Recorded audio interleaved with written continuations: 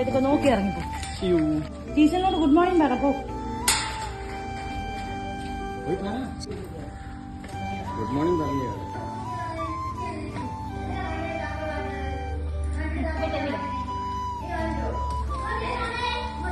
A few moments later.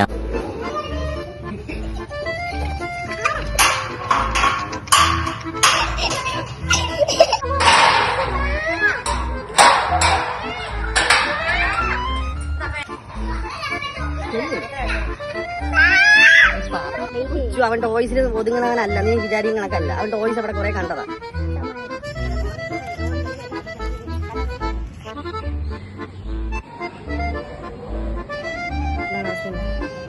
ആദ്യമായിട്ട് ആരുമില്ലാതെ ഒരു സ്ഥലത്ത് നിൽക്കുന്നത്. അപ്പൊ അതിൻ്റെതായിട്ടുള്ള ബുദ്ധിമുട്ടാവുന്നുണ്ടാവും. അവൻ പേടിയാവൂലേ?